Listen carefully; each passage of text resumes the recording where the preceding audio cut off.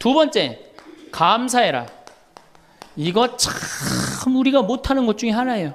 하루에 5가지씩 감사라는 거예요. 하루에 5가지씩. 저는요, 이 얼굴은 제가 씹다 뱉은 수제비 같이 생겼어도 이 목소리 하나는 정말로 100만 불짜리라고 그래요. 목소리 좋죠? 제가 이렇게 강론을 잘 못해도 할머니들이 제 손을 꼭 잡고 항상 뭐라 그러냐면 신부님 너무 강론이 귀에 쏙쏙 들어온다고. 그게 강론을 잘하는 게 아니에요. 제 목소리 톤이 이렇게 대중한테 귀에 쏙쏙 들어가는 톤이에요. 얼굴은 씹다 뱉은 수제비 같이 생겼어도 목소리 좋은 건 신부한테는 최고 선물 아니에요? 아니 내가 얼굴 못생긴 거 이거 원망한들 이거 다시 바뀝니까? 안 바뀌어요. 제가 키가 1m 원래는 67이었어요. 아 근데 30대 후반이 되니까 66으로 줄어들더라고. 아 요즘 재보니까 65로 떨어지고 있어요. 자꾸 이게 쭈그러들어 키가. 그래 내가 키가 1m 70이 안 넘는다고 원망한들 다시 늘어납니까? 여러분들 중에 내가 가지지 못한 거 아무리 안타까워해도 절대 가질 수 없어요. 내가 머리가 깡통이야. 근데 아무리 두들겨 팬다고 걔가 똑똑한 놈 됩니까? 한 번 깡통은 영원한 깡통 되는 거예요. 그런데 애는 깡통인 현실은 무시하고 내 희망이 서울대학이라고 애를 괴롭히면 여러분들 행복할 것 같아요? 행복하지 않아요. 내가 가지고 있는 것을 감사하는 거. 이거 굉장히 중요합니다. 여기 암 걸린 분들, 마지막에 이제 더 이상 살 수 없는 분들이 나한테 와갖고 면담을 해요. 특별히 자매님들이 나한테 면담을 할 때 울며 불며 통곡하는 얘기가 뭔지 아세요? 왜 다른 사람들한테는 그렇게 최선을 다했는데 왜 나한테 한 번도 맛있는 거 안 먹이고 나한테 좋은 거 한 번도 구경 안 시켜주고 왜 한 번도 나한테 못 해줬느냐고. 그런데 이제 죽으니 너무너무 나 자신이 불쌍하고 나 자신이 너무너무 억울하다는 거예요. 여러분들이 이제 자신을 위해서 쓰세요. 투시모님 돈이 어디 있어요? 애 학원만 안 보내면 돼요. 또 대학 다니는 자식 있으면 어떻게 당장 오늘 집에 가고 휴학시켜요. 니네가 벌으라고. 우리나라처럼 이렇게 자식한테 끝까지 대주는 나라는 아무 나라도 없어요. 반갑습니다. 자, 우리가 미국에서 10년 전에 하버드 대학에서 교수님 한 분이 행복론이라는 강좌를 열었어요. 그런데 처음에는 많은 사람들이 의아했어요. 왜 의아했냐면 하버드 대가 어딥니까? 세계 최고의 대학이죠. 쟤네들이 안 행복할 일이 뭐가 있느냐. 좋은 대학에 가고 미래가 보장돼 있는 아이들인데. 그래서 처음에 수강생들이 7명밖에 안 됐어요. 그런데 해가 가면 갈수록 하버드에서 가장 인기 좋은 강좌가 행복론이 됐어요. 마지막에는 요즘은 거의 1000명 정도 듣는다고 그래요. 학생의 1000명이. 그러니까 거의 다 듣는다고 봐야죠. 사실은 우리가 이 세상을 사는 이유가 뭐예요? 행복하려고 사는 거 아니에요? 이 세상을 사는 이유가? 내가 자식 공부 열심히 시키고 내가 돈 많이 벌고 여러분들처럼 좋은 아파트 환경 좋은 데 가서 사는 이유도 다 뭐예요? 행복하기 위한 거예요. 그런데 이걸 뒤집어 보고 자세히 들여다보면은 행복이 뭔지를 모르고 어떻게 하면 행복하게 사는지를 모르고 내가 어떻게 돈을 쓰면 행복하게 사는지를 모르는 사람들이 대부분이에요. 뭐 때문에 사는지를 모르는 사람이 너무 많아요. 그래서 우리나라는 자 초등학교 태어나면서부터 공부하기 시작합니다. 어디 들어가려고? 서울대학 들어가려고. 그래갖고 서울대학이 몇 퍼센트 들어가요? 1% 들어가요. 그럼 나머지 99%는 무슨 생각이 들어요? 참 난 불행하다. 그런 생각 참 많이 해요. 그리고 그 부모는 내가 서울대학에 들여보내려고 있는 돈 없는 돈 다 쏟아붓는데 내 자식이 서울대학 못 가고 저 지방 무슨 3대학에 들어갔어. 그럼 부모는 어떻게 생각해? 부모도 나도 불행하다고 생각하는 거예요. 애도 불행하고 본인도 불행하고. 그럼 서울대학 들어가는 애는 행복하냐? 밥 먹고 공부만 안 해갖고 20살 때까지 공부만 해갖고 서울대학에 들어가는 애는 행복하냐? 저는 아니라고 생각해요. 그래갖고 직장에 겨우 들어간 이제는 20대 백수 천지입니다. 아예 직장 들어가는 걸 포기해요. 길이 없으니까. 그럼 죽어라고 에너지는 젊은 청춘은 청춘대로 날리고 20대는 공부해갖고 취직도 못하고 그래갖고 결혼해갖고 55세까지 어떻게 합니까? 또 애 교육시켜야지. 또 내가 얼마 전에 그 어느 용인에 있는 유치원에 엄마들한테 이렇게 강의를 이렇게 갔는데 너무너무 그 원장 선생님한테 슬픈 얘기를 들었어요. 그 유치원 애들한테 그 유치원이 제가 보기엔 전국에서 제일 좋은 것 같아요. 마당도 넓고 시설이 너무너무 좋아. 그런데 그 유치원에서 다른 유치원으로 간대요. 영어 때문에.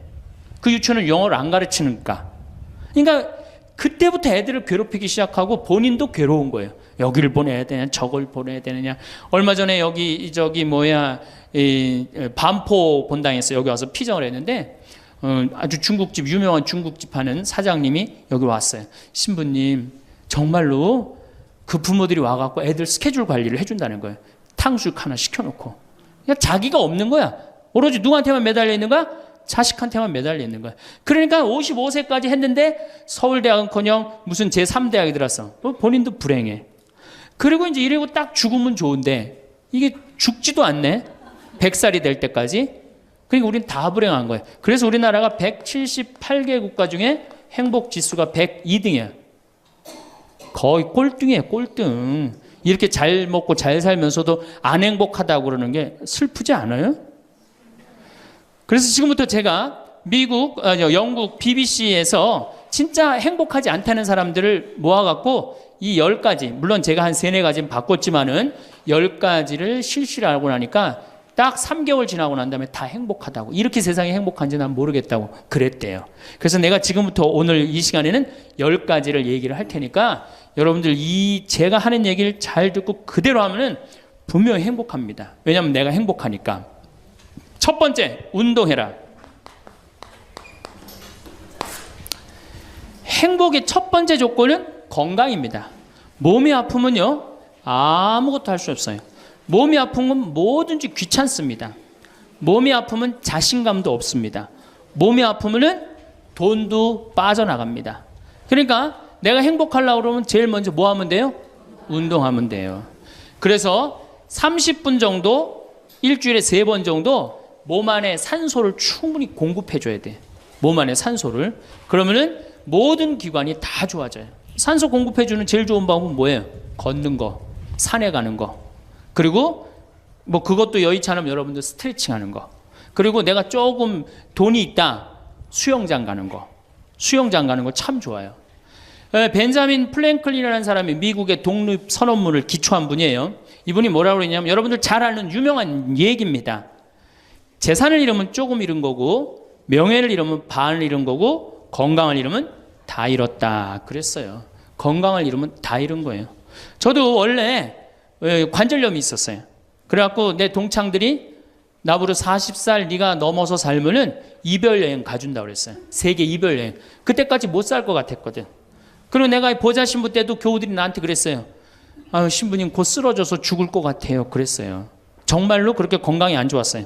근데 제가 수영을 하면서부터 건강해지기 시작해서 수영하면서. 지금 수영장 25m 풀 40밖에 한 번도 안 쉬고 돕니다. 한 번도 안 쉬고. 그거 어려운 거 아니에요. 조금만 여러분들 투자하면은. 그걸 이제 그런 이 건강에 자신이 생기니까 요즘은 뭐를 해요? 스킨스쿠버 다이빙을 합니다. 이게 지구상에 여러분들이 보는 건 30%예요. 70%는 어디가 있어요? 바다에 가 있어요. 바다 안에 들어가 보면 정말로 아름답고 신비해요. 그러니까 건강하니까 옛날엔 꿈도 못 꿨죠. 제가 바다에 들어간다는 건 꿈도 못 꿔. 나 하나 걸어 다니기도 힘들었는데. 근데 지금은 너무너무 좋고 행복해요. 건강의 행복의 첫 번째 조건은 뭐예요? 건강이야. 여러분 오늘 당장에 집에 가갖고 신부님 지금 애 키우고 너무 돈이 좀 빠듯합니다. 쉬운 방법이 하나 있어요. 집에 가서 학원 끊어요. 애들 학원. 학원만 끊으면 여러분들 뭐가 생겨? 돈이 생겨요. 그 돈 가져와갖고 여러분들 건강 먼저 챙기세요. 그게 자식을 위하는 길이에요. 그래서 행복하려면 뭐 해라? 운동해라. 두 번째, 감사해라. 이거 참 우리가 못하는 것 중에 하나예요. 하루에 5가지씩 감사라는 거예요. 하루에 5가지씩. 저는요, 이 얼굴은 제가 씹다 뱉은 수제비 같이 생겼어도 이 목소리 하나는 정말로 100만 불짜리라고 그래요. 목소리 좋죠? 제가 이렇게 강론을 잘 못해도 할머니들이 제 손을 꼭 잡고 항상 뭐라 그러냐면 신부님 너무 강론이 귀에 쏙쏙 들어온다고. 그게 강론을 잘하는 게 아니에요. 제 목소리 톤이 이렇게 대중한테 귀에 쏙쏙 들어가는 톤이에요. 얼굴은 씹다 뱉은 수제비 같이 생겼어도 목소리 좋은 건 신부한테는 최고 선물 아니에요? 아니 내가 얼굴 못생긴 거 이거 원망한들 이거 다시 바뀝니까? 안 바뀌어요. 제가 키가 1m 원래는 67이었어요. 아 근데 30대 후반이 되니까 66으로 줄어들더라고. 아 요즘 재보니까 65로 떨어지고 있어요. 자꾸 이게 쭈그러들어 키가.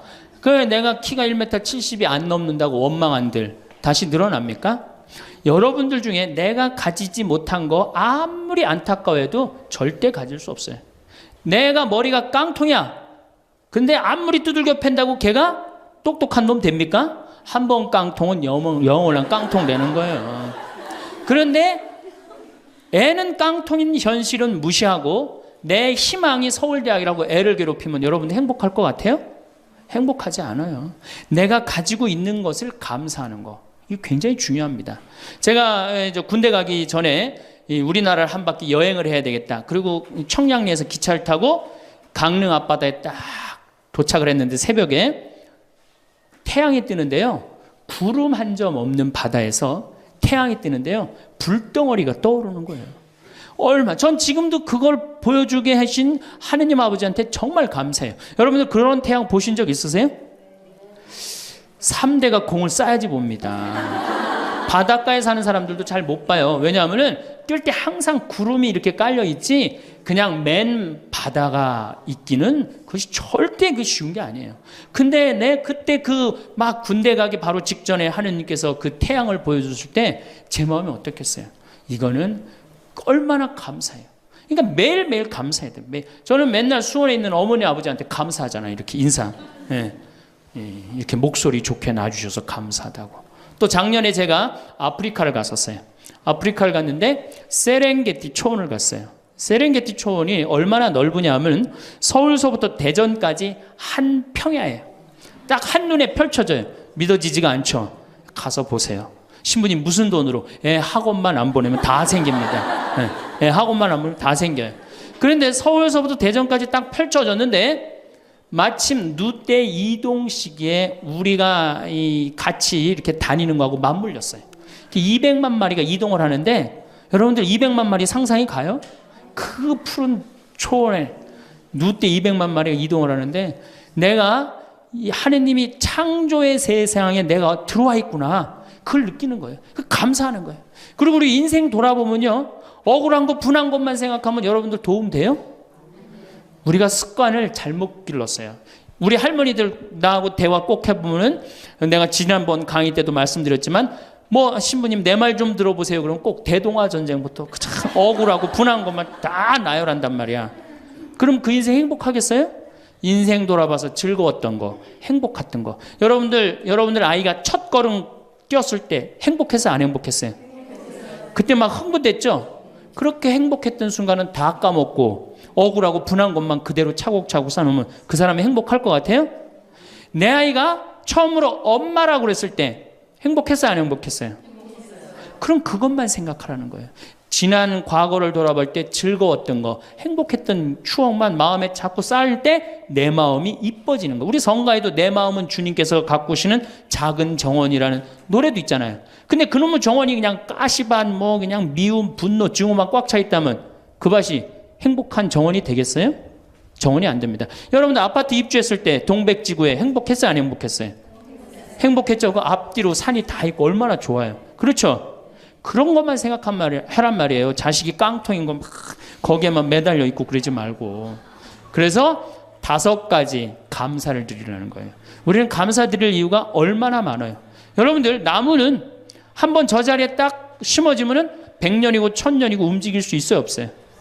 근데 우리는 움직여갖고 지금 경기도 이 강원도까지 와갖고 여러분들 맑은 공기, 이 꽃 가득한데 여러분들 산책하는 거 보니까 꽃 속에서 꽃이 산책하는 것 같아. 너무 보기 좋더라고. 얼마나 좋아요. 물고기는 물 속에서만 살 수 있어요. 그렇죠? 근데 우리는 하늘도 날고 땅도 걷고 바다도 들어가고 인간으로 태어난 게 얼마나 풍요로워요.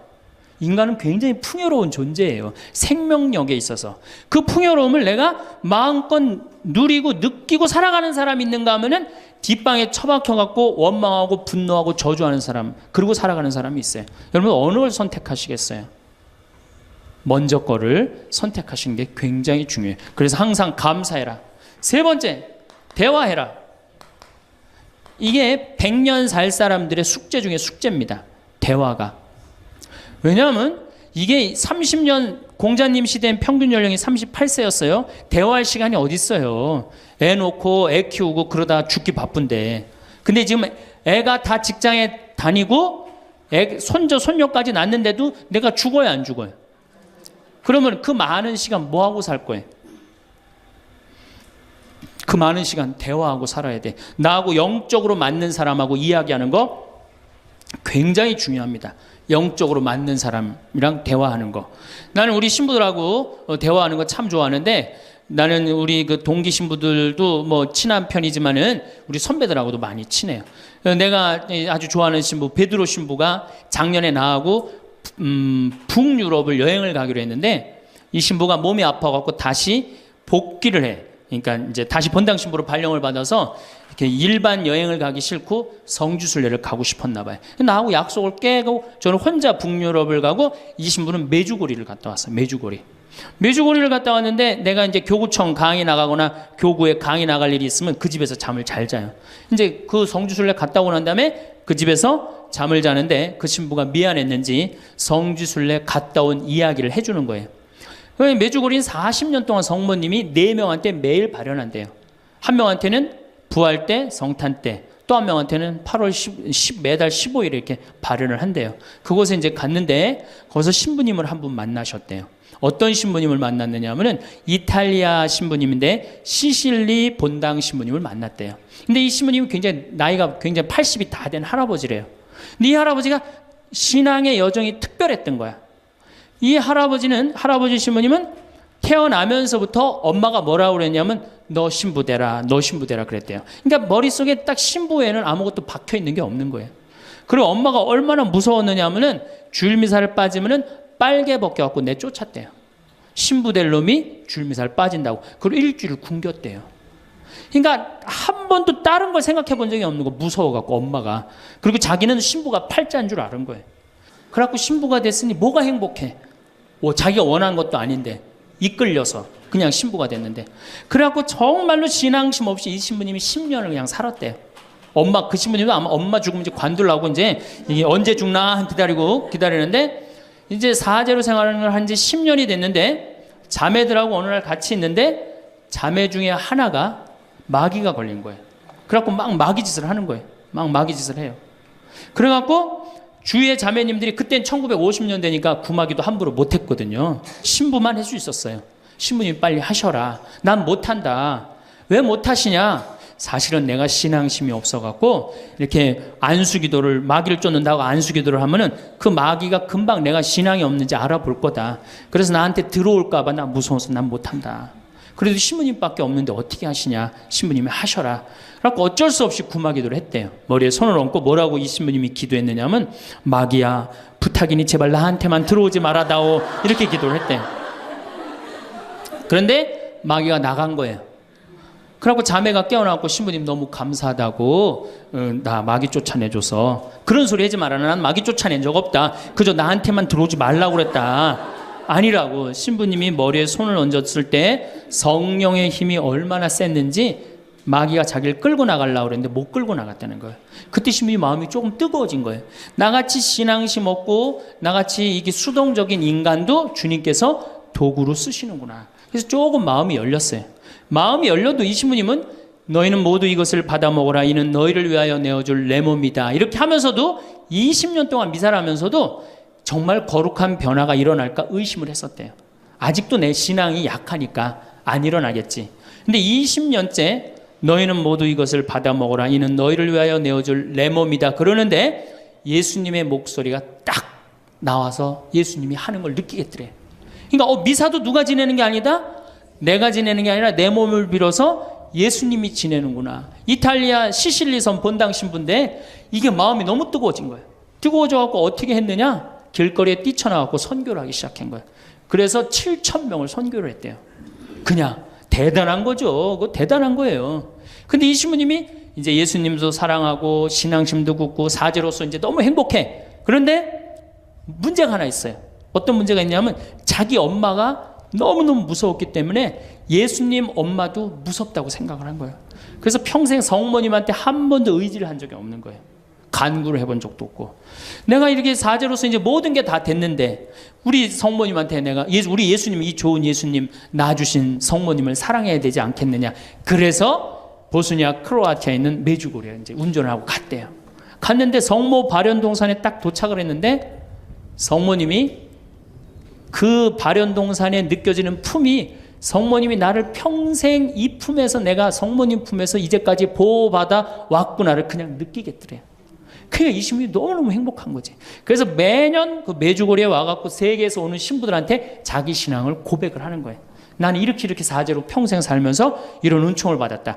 그걸 이제 우리 베드로 신부가 듣고 와서 나한테 얘기를 해주는데 한 새벽 한 3시간을 얘기를 해주는데 그 시간이 너무너무 은혜로운 거예요. 얼마나 그런 영적으로 통하는 사람이 있으면은 행복해요. 그렇죠? 여러분들, 그래서 여러분들 이제 대화가 뭐 요새 무슨 프로에 대화가 필요해 그런 것도 있다며요. 대화가 꼭 필요해요. 여러분을 영적으로 이끌어줄 스승이 필요해요. 신부님, 나는 사실은 저 사람이 굉장히 마음에 드는데 저 사람이 나한테 관심이 없어요. 저 사람이 영적으로 깊은데. 그러면은요, 내 돈 들여서 먹을 거 사주면서 얘기하시면 돼요. 여러분들, 내가 뭘 얻으려면 반드시 어떻게 해야 돼요? 투자해야 됩니다. 그러니까 영적으로 깊은 사람 선물도 사주고, 예? 밥도 사줘가면서 내가 접근해야지. 가만히 있는데 누가 나를 봐줘요. 적극적이어야 돼. 적극적이어야 돼. 그래서 대화 꼭 여러분들 필요하다는 거. 제일 좋은 건 남편이죠. 근데 남편이 안 되면은 주위에 다른 사람들, 주위에 영적으로 깊은 사람들 많아요. 또 뭐 판교가 뭐 땅값이 좋대더라, 뭐 동탄에 그 아파트 거기 상가가 좋대더라, 이런 사람 말고 정말로 삶의 질이 높은 사람, 영적으로 하느님 나라를 정말 갈구하는 사람, 이런 사람하고 가까이 지내고, 그런 사람한테 가까이 지내려면 어떻게 해야 돼? 내가 먼저 다가서야 돼요. 그래서 대화가 꼭 필요하다. 네 번째, 공부해라. 이거 정말로 중요한 것 중에 하나예요.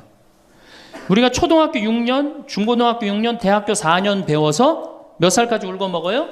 50까지. 실질적으로는 대학교 졸업하고 2년만 지나면 자기가 배운 게 다 끝난대요. 그런데도 우리는 공부 안 하고 어떻게 해? 그냥 사는 거예요. 50부터 100살까지 남은 인생 또 50년 남았는데 어떻게 해요? 그냥 사는 거예요. 아니, 용감해도 그렇게 용감할 수가 있어요? 공부를 안 하고? 저는 제가 신부가 돼서 환경에 너무너무 관심이 많았어요. 그런데 저는 인문학을 공부했잖아요. 종교 철학, 뭐 신학 이런 걸 배웠는데 환경을 딱 접근하니까 너무 어려워. 무슨 BOD가 어떻고, 뭐 COD가 어떻고, PPM이 어떻고, PPT가 어떻고, PPB가 너무너무 어렵더라고요. 그래서 내가 공부를 해야 되겠다. 그래서 아주대학교 산업공학과 환경공학과에 공부를 했어요. 대학원을. 2년을 공부하고 나니까 석사 학위가 나오더라고요. 석사 학위가 나오니까 환경부에서 연락이 왔어요.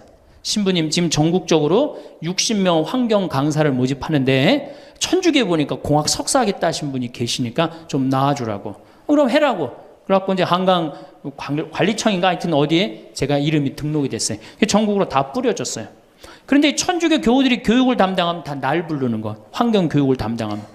전라도 고구미라면서 저를 불러요. 일반 주부대학에서. 고구미 어디냐 그랬더니 일단 비행기를 타라고 그러더라고. 광주행 비행기를. 광주행 비행기를 탔어요.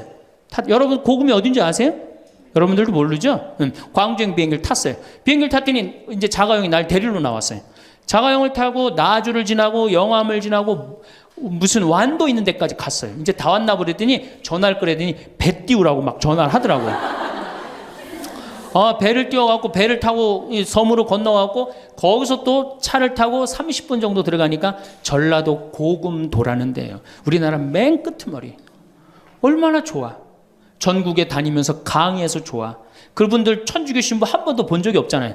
신부가 와서 환경 강의하니까 선교해서 좋아. 강서료 받아서 좋아. 또 거기 멸치가 주산지라고 멸치 선물 받아서 좋아.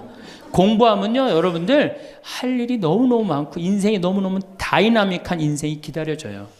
호스피스를 배워도 되고 무슨 공예를 배워도 되고 자수를 배워도 되고 수지침을 배워도 되고 도자기를 배워도 되고 플룻을 배워도 되고 남은 인생이 50년이란 말이에요. 50년. 여러분도 50년이 짧아요? 앞으로? 그런데 공부 안 하고 그냥 버티고 그냥 살 거예요? 이제 공부하셔야 돼요. 공부를 하셔야만이 여러분들의 인생이 행복해집니다. 5번째, TV 시청을 반으로 줄여라. 이게 이제 문제 중에 문제예요. 제가 전전 시간에도 TV에 대한 얘기를 했지만 현대의 하느님이 누구예요? 저는 십자가에 계신 예수님이 하느님이라고 생각 안 해요. 현대의 하느님은 TV님입니다. 가정방문 다녀보면은 거실 정가운데 누가 모셔져 계셔요? 텔레비전님이 모셔져 계셔요. 텔레비전님이 모셔 계신데 소파는 누굴 향해서 배열되어 있어요? 텔레비전님을 향해서 배열. 말씀하십시오. 당신 종이 듣고 있나이다. 텔레비전님이 시키는 대로 다 합니다. 마가 좋으니 마를 사 먹어라. 그럼 다음날 다 줄 서서 마 사 먹고, 도라지가 좋으니 도라지를 사 먹어라. 그러면 또 다 도라지 사 먹고. 텔레비전이 시키는 대로 하는 거예요. 아침에 일어나고 누구한테 제일 먼저 문안 인사드려요? KBS님 밤새 안녕히 주무셨습니까? 사실 평화방송에 인사하는 경우들은 좀 나아요. 그래도 아침에 아침 미사도 하고 그 새벽에 성모님 강의도 나오고 묵주기도도 나오고 그러잖아. 근데 꼭 KBS님 밤새 주무셨습니까? 더 기가 막힌 건 주무실 때. 텔레비전님 주무시기 전엔 절대 안 자요. 텔레비전님이 주무셔야지 어떻게? 나도 오늘 일과가 끝났구나 이러고 잔단 말이야. 이러니 머릿속에 뭐가 들어있겠어? 아무것도 들어있는 거 없는 거죠. 머릿속에 책을 읽어야 될 거 아니야. 책을. 우리나라 사람들처럼 책 안 읽는 사람 없어요. 10명 중에 4명이 1년에 한 권도 안 읽는데요. 이 중에도 한 권도 안 읽는 사람들 많을 거예요. 심각한 겁니다. 예. 저한테 그래요. 신부님 그렇게 매일 강의하면서 여기 농사 지면서 토담집 지면서 언제 그렇게 농사꾼 신부 유럽에 가다라는 책도 쓰셨고 이번에 환경 에세이 어디로 가야 하는 책도 쓰셨느냐고. 텔레비전만 안 보면 그 시간 충분해요. 여러분들 하루에 3-4시간씩 무슨 일 집중해서 한 6개월 하면은 무슨 일 만들어내지 않겠어요? 얼마나 우리가 텔레비전 하늘만큼 땅만큼 끝나고 무슨 재미로 사나 했더니 미우나 고우나라네. 미우나 고우나 오늘 끝나면 이제 또 무슨 재미로 또 살아요? 또 다른 거예요. 엄마가 뿔났다 이거 봐요. 보고 살아요? 매년 똑같이 반복되고 똑같은 내용이에요. 그거를 10년 동안 그 앞에서 시간을 보낸다고 생각해 보세요. 아깝지 않아요? 그 시간에 해야 될 일이 얼마나 많은데 대화도 해야 되고 운동도 해야 되고 감사도 해야 되고 공부도 해야 되는데 이걸 전부 다 어디다 갖다 쏟아부어? 텔레비전에 갖다 쏟아부어요. 그리고 여러분 텔레비전을 보면 볼수록 어떤 의식이 늘 것 같아요? 패배의식이 늘어납니다. 텔레비전을 보면 볼수록 마음의 갈등이 일어나요. 제가 유럽의 가정에 초대를 받아서 이렇게 가보면요. 거실에 텔레비전 있는 집 하나도 없어요. 소파는 다 어떻게 서로 마주보게 배열되게 돼 있어요. 근데 우리나라는 완전히 텔레비전에 완전히 미쳐 있어요. 그러니까 이 두 개만 치면 여러분은 행복합니다. 자식하고 텔레비전만 치시면은 여러분들은 행복할 수 있어요. 6번째, 신앙생활을 해라. 자, 우리가 현대를 살아가면서 정말로 우리가 인간이 정말 최고로 잘난 것 같고 요즘 과학기술을 보면 정말 못하는 게 없는 것 같잖아요. 근데 왜 석유값이 뛰고 왜 굶어 죽는 나라가 37개국이 생기고 그래요? 이건 하느님을 잃어버렸기 때문이에요. 하느님의 진리에 따라 인간이 살지 않으면 인간은 원하지 않는 방향으로 갑니다. 하느님께서 원하지 않는 방향뿐만 아니고 인간 본성이 원하지 않는 방향으로 가요. 저는 여기서 살면서 이 산을 보면서 강을 보면서 항상 하느님한테 감사해요. 저 하느님 너무너무 감사합니다. 이렇게 맑은 공기 주셔서 감사합니다. 이 아름다운 세상 주셔서 감사합니다. 감사하다 보면 우리가 조금 뭐라 그럴까요? 겸손해져요. 근데 이게 다 자기 것인 줄 알고 막 파괴하기 시작하면요. 자연이 파괴되면 결국은 누가 파괴돼요? 인간이 파괴되는 거예요. 그러니까 우리가 하느님께 가까이 가면은 자연도 일치가 되는데 하느님으로부터 멀어지면 멀어질수록 자연도 파괴되는 거예요. 그래서 여러분들 신앙생활 하십시오. 아까 제가 천주교 조금 욕을 했는데 그래도 천주교 괜찮아요. 아주 뭐 제가 보기에는 무슨 뭐 우리 교우들 어두운 데로 안 끌고 가요. 더욱이 내 동창 중에 또 옛날에 죽산성당 아시죠? 죽산 성지 있는 데 있죠? 거기 내 동창 신부가 그 본당 신부로 있었는데 그 신부가 너무 재미난 얘기를 해줬어요. 아니 옆에 30년 동안 개신교 다니던 할머니가 어느 날 개종을 했대요. 성당으로. 똑같이 열심히 나오더래요. 교회 나가는 것만큼 훨씬. 근데 이 할머니가 다리가 부러진 거예요. 그래갖고 택시 타고 또 계속 나오는 거예요. 그래서 본당 신부가 그랬대요. 할머니 이렇게 맨날 택시 타고 나오고 그러니까 그러지 말고 내가 봉송 잘 테니까 이 아픈 동안 나오지 말아라. 돈 들여서. 그랬더니 이 할머니가 하시는 말씀이 신부님 괜찮아요. 그래도 이 성당 다녀보니까 저 교회 다닐 때보다 여기 성당 다니는 게 훨씬 싸게 먹히니까 걱정하지 말라고. 여러분들 그래도 이 천주교 제일 싸게 먹혀요. 싸게 먹히지 괴롭히지 않지 딴 길로 안 끌고 가지. 정말 하느님께 우리가 의지하고 산다는 거 이건 굉장히 우리 나를 위해서 좋은 거예요. 또 우리가 이 세상 사는 목적이 뭐냐면 내 영혼 구원이에요. 나중에 이제 기회 있으면 제가 한 번 더 말씀을 드릴 텐데 죽어서 영혼의 세계는 반드시 있습니다. 그 영혼의 구원을 위해서 우리가 간구해야 돼요. 그래서 신앙생활은 행복을 위해서 가장 기초 중에 기초라는 거. 7번째, 웃어라.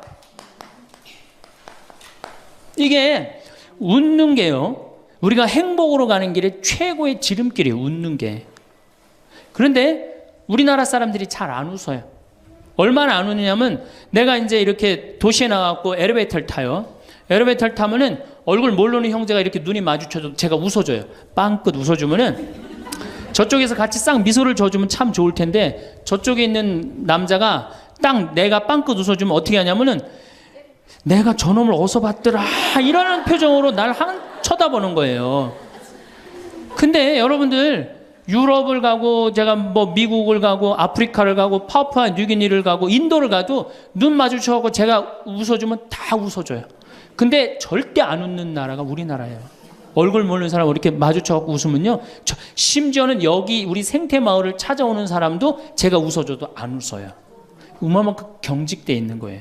여러분들이 간지러움을 태우고 수술한 사람이랑 마취를 하고 수술한 사람이랑 깨어날 때 누가 덜 아플 것 같아요? 놀랍게도 간지러움을 태우고 수술한 사람이 덜 아프다는 거예요. 웃는 게 우리한테 그만큼 좋은 거예요. 근데 이게 이제 50대 된 여인한테 이제 저 여인이 인생을 어떻게 살았느냐 안 살았냐가 딱 보여요. 50대 된 여인이 막 항상 웃고 그런 얼굴은요. 50대 되면 얼굴 뭐 오똑하고 눈 이거 다 똑같아. 얼굴이 그 얼굴을 다. 그런데 늘 웃고 살아온 자매는요. 참 예뻐요. 편안해 보이고. 주름이 한 560개 정도 이렇게 탁 하면서 얼굴이 굉장히 편안해져요. 근데 이게 안 웃은 여자는 주름이 17개밖에 안 생긴대요.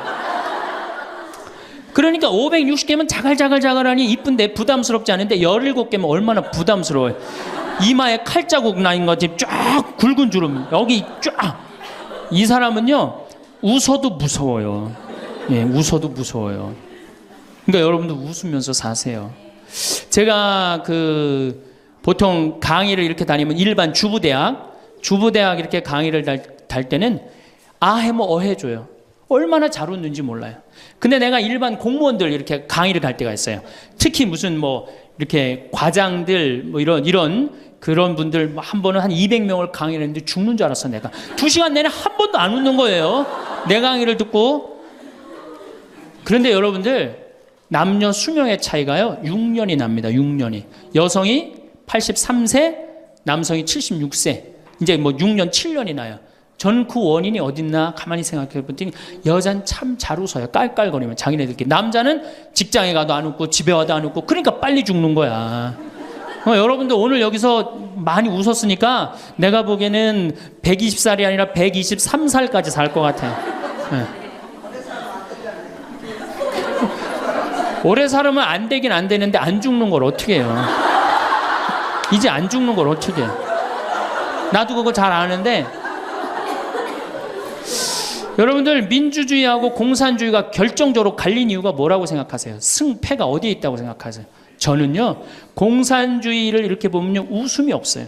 그렇죠? 가만히 생각하면 공산주의 생각하면 소련, 동독 뭐 이런 거 생각하면 웃음이 있어요, 없어요? 없죠? 그런데 민주주의 생각하면 유머가 있고 웃음이 있고 영화를 봐도 즐거운 영화만 있잖아요. 공산주의는 막 딱딱하고 결국은 그래서 망한 거예요. 인간은요, 웃느냐 웃지 않느냐에 따라서 행복이 결정됩니다. 여러분들이 늘 웃고 산다, 그럼 여러분들은 행복의 길로 가는 거예요. 여러분들도 인상 쓰고 산다, 그럼 여러분 불행의 길로 가는 거예요. 그러니까 웃어야 돼. 또 웃는 사람한테 매력을 느낀다는 거예요. 웃는 사람한테, 잘 웃는 사람한테 매력이 느끼면 인간관계도 좋아지는 거 아니에요? 아, 내가 재미난 얘기를 했는데 인상 빡 끝날 때까지 남들 다 웃는데 한 사람만 끝까지 안 웃어. 그러면 여러분들 끝까지 안 웃는 사람한테 여러분들 무슨 생각할 것 같아? 저 사람이 다음에 있으면 다시 재밌는 얘기 저 사람 앞에서는 안 한다. 그러니까 그 사람하고는 어떻게 되는 거예요? 담이 자꾸 생기는 거예요. 담이 자꾸. 그러니까 어떻게 해야 돼요, 여러분들? 웃으세요. 그리고 유머를 많이 배워두는 것도 좋아요. 오늘 저한테 강의 들은 거 이거 잘 외웠다가 가서 얘기해주고, 또 제 테이프에 나오는 거 잘 들었다가 얘기해주면은, 아유, 어서 그렇게 재미난 얘기를 해서 또 얘기 좀 해줘봐. 그러면서 사람이 사는 거예요. 사람은요, 수다를 떨면서 살아야 돼. 수다. 제가 한번 본당 신부 때 여러분들처럼 이렇게 젊고 예쁜 본당에 내가 본당 신부를 했었어요. 막 자매들이 막 수다를 떠는, 내가 지나가는데 막 당황해 하면서 어쩔 줄 몰라 하더라고요. 분명히 내 욕을 한 거예요, 보니까. 그래서 제가 뭐라고 그랬어요? 그 자매들한테, 괜찮아. 이게 성당 다니면서 본당 신부 욕하는 재미가 최고 재밌는 거야. 아니 뭐 성당 다니면서 그런 욕도 하는 무슨 재미로 살아. 걱정하지 말고 해든 수다 계속 떨으라고. 우리 신부들은 주교님 욕하면서 사는 거예요. 그러니까 사람이 수다를 떨면서 살아야지 행복하지, 참고 산다고 다 좋은 건 아닙니다. 절대. 그러니까 참고 살지 마세요. 제발. 이거 우리 성당에 뭐 원수를 사랑해라, 왼뺨을 대면 다른 뺨을 돌려대라, 이거 아주 미치는 교리 중에 하나예요. 여러분들 다 사랑할 수 있어요? 여러분들 주위에 있는 사람 다 사랑할 수 있어요? 다 사랑하는 사람 딱 두 종류예요. 미치든가 예수님처럼 빨리 죽든가. 둘 중에 하나예요. 우리는 다 사랑할 수 없어요. 그러니까 다 사랑하려고 그러다가 미치지 말고, 내가 좋은 사람, 내 마음에 드는 사람에 더 많은 시간을 뺏기고, 아니 뾰족한 놈이 있단 말이야. 별난 놈이 있고. 네? 그렇죠? 아, 근데 내가 이 사람한테 가면 자꾸 찔려. 그런데 성당에 가는데 서로 사랑하시오 그래갖고 다음에 또 갔는데 여기 또 찔려. 아, 그래갖고 또 너무 미운데 성당에 가니까 또 내 탓이오 3번 하고 난 다음에 사랑해 가서 또 찔려. 갈 때마다 찔려. 그래갖고 내 마음이 상처투성이야. 근데 아들이 학교 갔다, 엄마 나 학교 다녀왔어. 엄마 왜 그래? 아, 말 시키지 마, 나 승질나. 여러분들 차라리 그렇게 찔리는 게 나아요. 그 사람을 안 보고 기쁜 마음으로 있다가 아들을 기쁘게 맞이하는 게 나아요. 이 사람 안 만나도 여러분들 인생 안 망가져요. 이 사람 안 만나도 억지로 가서 그 찔리지 마시고, 안 만나면 시간이 지나면 이 사람 이뻐져요. 근데 막 가서 막 들이대고 막 이게 삐죽한 놈한테 가갖고 계속 나는 구역장이니까 끝까지 사랑해야지 그러고 가다가 미치든지 죽든지 둘 중에 하나를 합니다.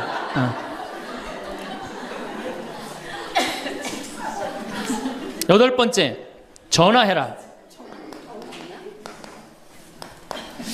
자, 여러분들, 제가 저는 수원교구 신부예요. 수원교구 신부인데, 저는 뭐 다행히 우리 원주교구 주교님이 허락을 하셔서 여기 평창에 들어와서 살고 있습니다.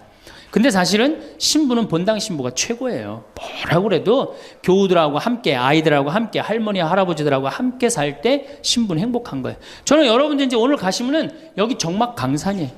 여기 해 떨어지면요, 내 다리도 안 보여요. 내 다리도. 해 떨어지면 내 다리도 안 보여.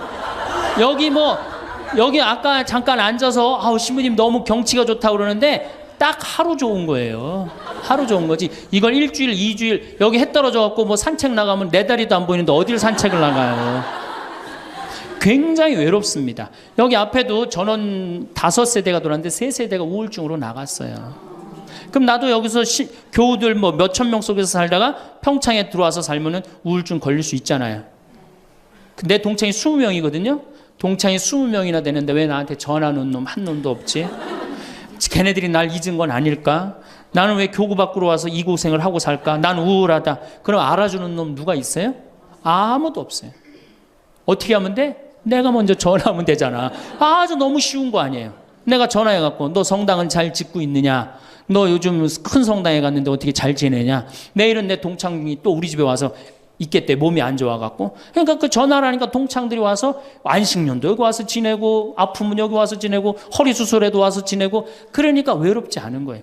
사랑도 먼저 하는 게 중요한 거지 나한테 누가 해주지 않을까? 죽을 때까지 안 찾아옵니다. 남녀의 사랑 문제가 아니라 인간이 살아가면서 그런 거예요. 그러니까 내가 먼저 전화하라는 거 굉장히 중요한 거. 내 동창 중에 지금 보구마국장 우리 수원교구 보구마국장 내 동창인데 얘가 로마로 유학을 갔어요. 있기 전에도 뭐 친하게 지냈지만 유학을 갔는데 이놈이 한 달에 3번 어김없이 전화하는 거예요. 생태마을 농사는 잘 되냐? 잘 돼. 그럼 또 다음에 전화해갖고 생태마을에 피정은 많이 들어오냐? 많이 들어와. 또 다음에 전화하고 너 몸은 안 아프냐? 안 아파. 다음 달에 또 전화해. 생태마을 피정은 많이 들어오냐? 생태마을이 농사는 잘 되냐? 6년 동안 변함없이 전화하는 거야. 내가 전화 한 번 우리 성당 여기 사무실로 전화해갖고 우리 사무장한테 우리 저기 황 신부님 뭐하고 지내느냐고 그 정도로. 그러니 싫어할래야 싫어할 수가 있어요? 얼마나 나를 그렇게 전화해주는 고마워. 그 흠이 있다면 꼭 수신자 부담으로 하는 것 빼고는 너무너무 좋아요. 여러분들도 전화번호를 적어놓고 그렇게 하십시오. 9번째 시간이 없으니까 자 자기 자신을 사랑해라. 자기 자신을 사랑하지 않는 사람은 어느 누구도 사랑할 수 없어요. 자기 자신을 사랑하지 않는 사람은. 근데 이게 50대 된 아줌마들을 보면 다 쌈순이야. 쌈순이. 자식 보면 자식 보고 싸워요. 내가 너한테 해준 게 얼만데 서울대학도 못 가고 저 지방대학 가고 자취비 무슨 뭐 등록비 이런 거 내 속을 새기냐 그러고 아들 보면 싸워요. 누워갖고 그냥 빈둥빈둥 거리면 이 왼수 같은 놈아 나가 돼지라 그러고 남편 보면은 남편 보고 싸워요. 당신 나한테 시집 와갖고 나한테 해준 게 뭐 있냐 그러고 내가 눈이 뼈지 시집 오기 전에 내가 그때 눈이 뼈지 저 인간을 믿고 내가 시집을 왔다 그러고 남편 보고 싸워요. 시어머니 보면 시어머니 보고도 싸워. 왜 죽지도 않고 나를 이렇게 괴롭히냐고. 왜 쌈순이가 될까요? 우리나라 40, 50대 주부들이 자기가 행복하지 않기 때문이에요. 다 해주면은 이게 자기 도리라고 큰 착각을 합니다. 그런데 시간이 가면 갈수록 상실감을 느껴요. 이젠 본인이 행복하려고 노력하세요. 여기 암 걸린 분들 마지막에 이제 더 이상 살 수 없는 분들이 나한테 와갖고 면담을 해요. 특별히 자매님들이 나한테 면담을 할 때 울며 불며 통곡하는 얘기가 뭔지 아세요? 왜 다른 사람들한테는 그렇게 최선을 다했는데 왜 나한테 한 번도 맛있는 거 안 먹이고 나한테 좋은 거 한 번도 구경 안 시켜주고 왜 한 번도 나한테 못 해줬느냐고. 그런데 이제 죽으니 너무너무 나 자신이 불쌍하고 나 자신이 너무너무 억울하다는 거예요. 여러분들이 이제 자신을 위해서 쓰세요. 시부님 돈이 어디 있어요? 학원만 안 보내면 돼요. 또 대학 다니는 자식 있으면 어떻게 당장 오늘 집에 가고 휴학시켜요. 니네가 벌으라고. 우리나라처럼 이렇게 자식한테 끝까지 대주는 나라는 아무 나라도 없어요. 미국은 졸업하고 30년 동안 대학 학비를 갚습니다. 다 자기가 갚아요. 우리나라처럼 결혼할 때까지 다 대주는 나라는 아무도 없어요.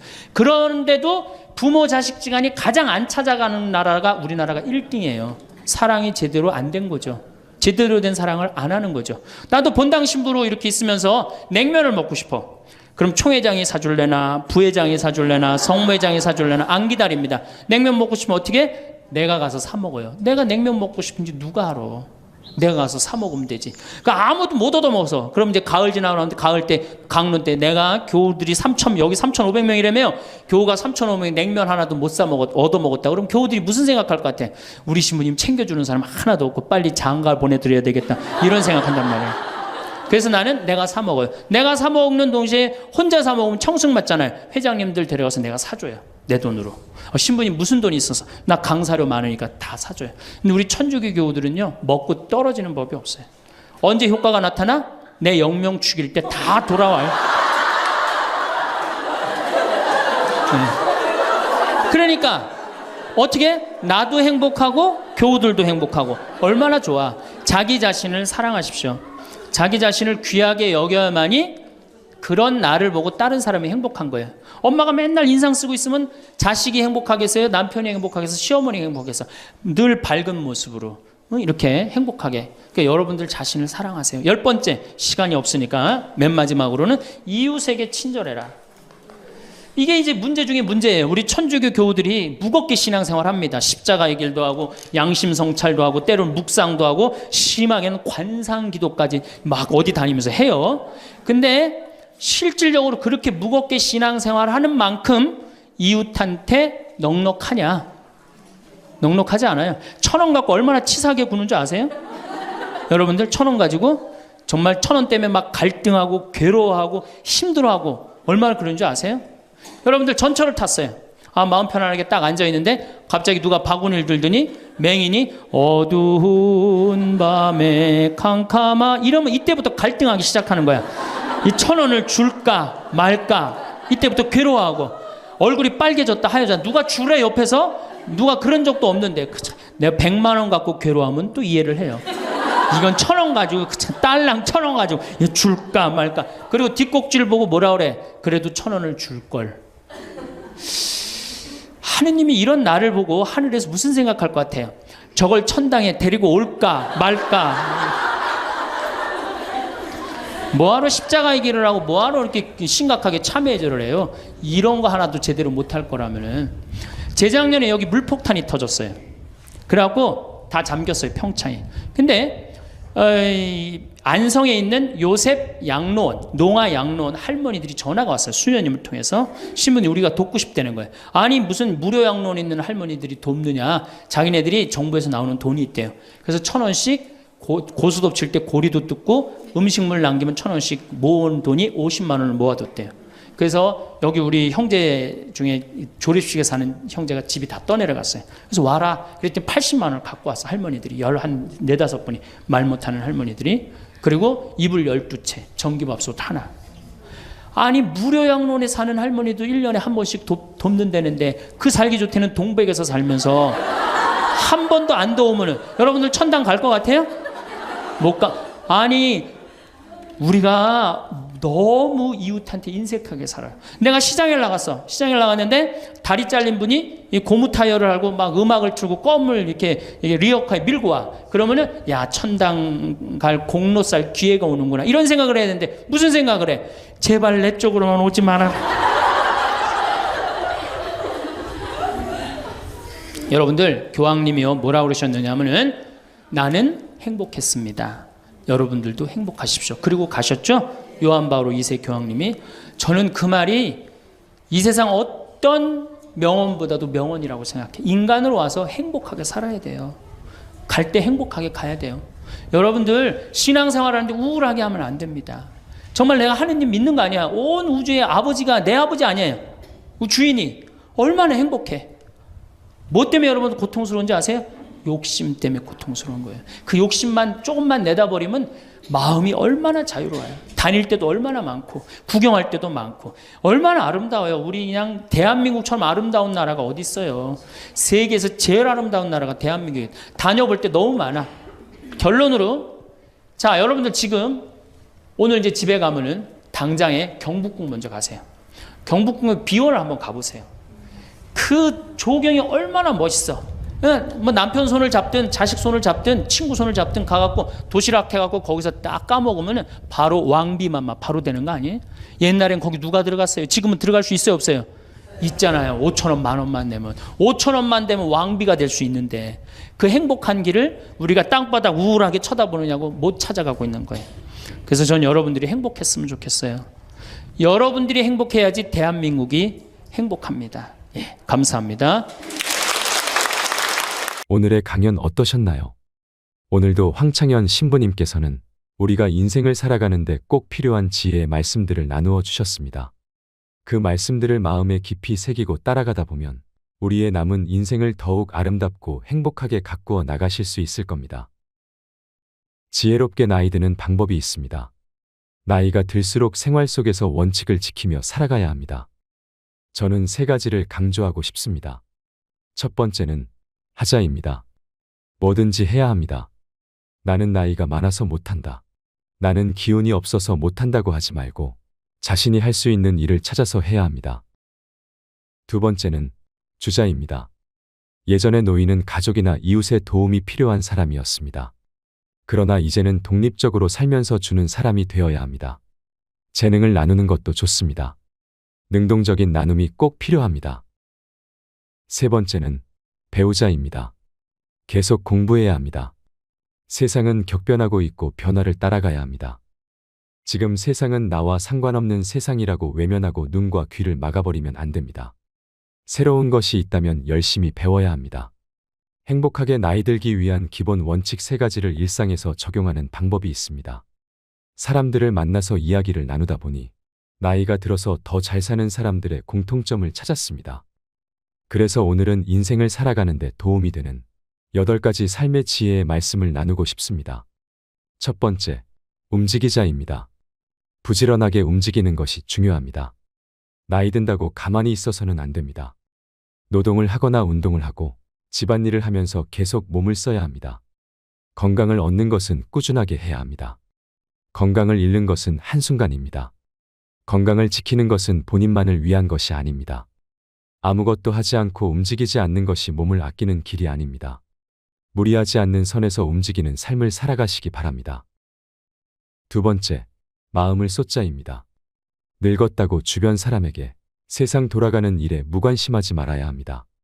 특히 변화하는 것에 마음을 쏟아야 합니다. 사람이 고정관념과 편견에 갇히는 것만큼 무서운 게 없습니다. 생각의 유연함을 지켜야 합니다. 그래야 이해하고 배려하는 마음도 자연스레 생깁니다. 봉사도 할 수 있을 때 하고 배울 수 있을 때 배우는 게 좋습니다. 배우는 사람이 존경받는 인생을 살 수 있습니다. 세 번째, 변화에 적응하자입니다. 왕년에 얼마나 잘 나갔는지를 과시하면서 그때의 생각에서 벗어나지 못하면 현재에 적응하기가 힘듭니다. 과거에만 머물지 말고 변화에 집중하세요. 과거나 미래에 매여 있는 삶을 살지 말고 현재를 살아가세요. 주위의 소중한 것들을 놓치며 살아가지 마시길 바랍니다. 후회만 남는 인생을 살면 그것이 나의 과보로 돌아오게 됩니다. 네 번째, 절제하자입니다. 절대 무리하면 안 됩니다. 아직 젊다고 체력을 과시하는 것도 금물입니다. 과음, 과식은 자제해야 하고 운동도 강도를 조절해서 해야 합니다. 사람을 사귀는 것도 절제가 필요한 시점입니다.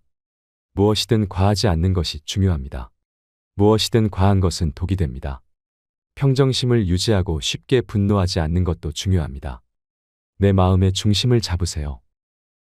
다섯 번째, 나이 탓하지 말자입니다. 나이는 탓할 게 아닙니다. 무엇을 할지 말지는 나이가 결정하지 않습니다. 내가 결정해야 합니다.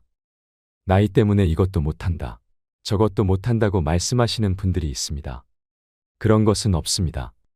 나의 한계를 정하지 마시고 도전해보세요. 일단 시도해보고 노력하는 자세가 중요한 것입니다. 여섯 번째, 남 탓하지 말자입니다. 남에게 도움을 요청하기보다 내가 스스로 해야 합니다. 또 이런저런 눈치를 볼 필요가 없습니다. 그동안 하고 싶었던 일을 실컷 해도 됩니다. 이루지 못한 꿈이 있다면 이뤄보세요. 남이 대신 해줄 수 있는 것은 없습니다. 내 삶의 주인공은 바로 나 자신이라는 걸 잊지 마세요. 일곱 번째, 어울리자입니다. 인생은 혼자 와서 혼자 가는 것이지만 나이가 들수록 혼자 있지 말고 어울려야 합니다. 다가오기를 기다리지 말고 먼저 마음을 열고 다가가는 용기도 필요합니다. 외로움은 마음의 병을 부릅니다. 하지만 친구가 없다고 슬퍼할 필요는 없습니다. 외로움을 사람이 아니라 다른 것으로도 채울 수 있다면 그것 또한 좋습니다. 길가에 핀 꽃도 친구가 될 수 있고 내 옆에 책도 친구가 될 수 있습니다. 여덟 번째, 규칙적으로 살자입니다. 건강하게 사시는 어르신을 보면 대부분 규칙적으로 사는 것을 확인할 수 있습니다. 특히 식사 시간은 꼭 지키세요. 나이가 들수록 생체 리듬이 깨지지 않도록 노력해야 합니다. 상대적으로 시간적인 여유가 생기는 노년기에는 운동을 하며 시간을 보내는 경우가 많습니다. 운동은 며칠만 해서는 효과를 보기가 어렵습니다. 인내심을 가지고 꾸준히 규칙적으로 해야 효과를 볼 수 있습니다. 운동은 3주는 해야 내 것이 되고 3달을 하면 효과가 나오고 3년을 하면 비로소 문화가 된다는 것을 명심해야 합니다. 우리가 나이가 드는 것을 두려워할 필요가 없습니다. 70살인데 주변의 도움을 받으며 수동적인 하루를 사는 사람이 있고 100세에도 활동적으로 살면서 스스로 선택하고 책임지는 하루를 사는 사람이 있습니다. 기회와 선택은 나이와 상관없이 주어지는 것입니다. 인생을 너무 잘 살겠다고 생각하면 지금의 나의 인생이 초라하게 느껴질 수 있습니다. 인생은 그냥 길가에 풀 한 포기가 나서 사는 것과 같습니다. 아침에 눈을 뜨면 아이고 오늘도 살았네 하고 한 번씩만 외쳐보세요. 살아있다는 느낌보다 인간에게 더 좋은 에너지를 주는 것은 없습니다. 인생에 너무 많은 의미를 두지 마세요. 항상 현재를 살아가야 합니다. 지금 살아있다는 사실이 중요합니다. 불행할 이유들을 만들어 놓고 움켜쥐고 힘들어하지 마시고 그냥 놓아보세요. 살아있다는 행복을 지금 누리시면 됩니다. 오늘 내용이 도움이 되셨다면 소중한 주위분들께도 공유 부탁드립니다. 구독과 좋아요는 제작에 큰 힘이 됩니다. 오늘 하루도 행복하세요. 감사합니다.